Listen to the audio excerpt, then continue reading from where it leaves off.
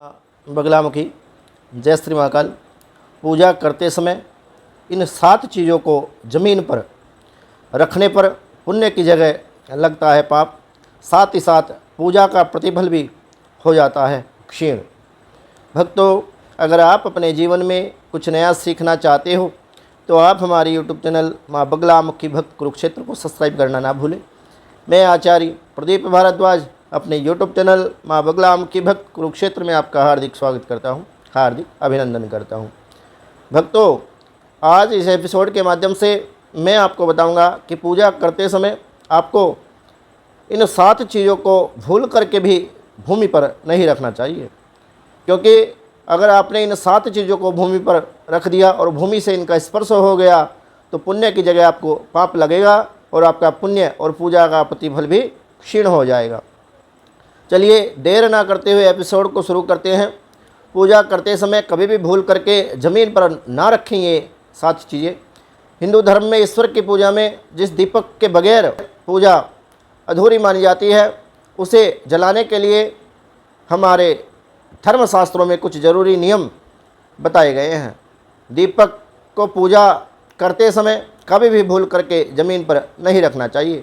उसे रखने से पूर्व दीपक के नीचे थोड़े से चावल रखकर या किसी कपड़े के ऊपर आसन पर ही दीपक को स्थापित करना चाहिए, नहीं तो ऐसा करने से भी पाप लगता है।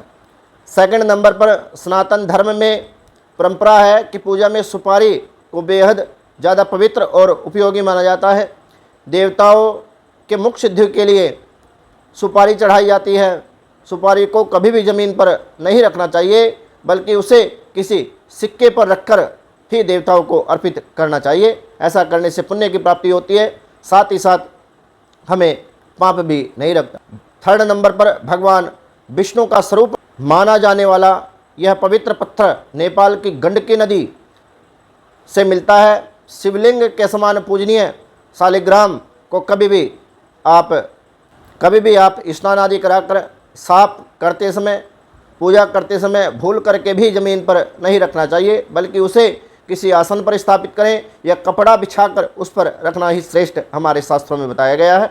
नहीं तो ऐसा करने से भी पाप लगता है और पुण्य क्षीण होता है। फोर्थ नंबर पर यदि आप भगवान शिव की पूजा में रुद्राक्ष या फिर भगवान विष्णु की पूजा में तुलसी दल या फिर कोई रत्न आदि चढ़ा रहे हैं, उसे सीधे ज़मीन पर ना रखें, बल्कि किसी कपड़े पर रखकर या पात्र में रखकर ही भगवान को आप अर्पित करें। ऐसा करने से पुण्य की प्राप्ति होती है तथा हमारे जीवन में हमें पाप भी नहीं लगता। फिफ्थ नंबर पर किसी भी देवी देवता की मूर्ति को ज़मीन पर सीधे नहीं रखना चाहिए, ना ही ज़मीन पर रखकर पूजा करनी चाहिए।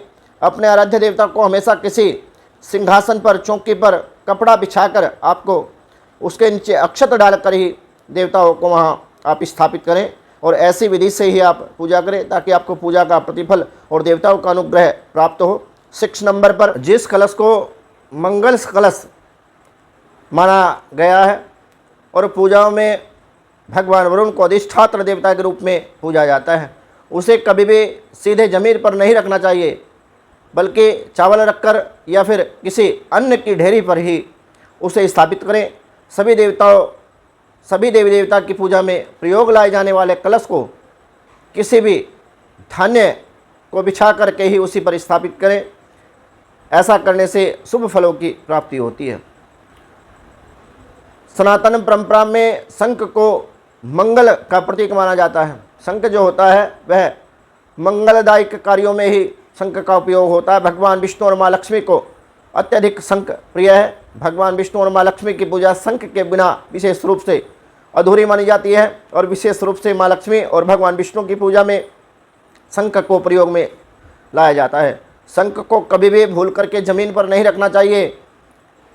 ऐसा करने से हमें पाप लगता है।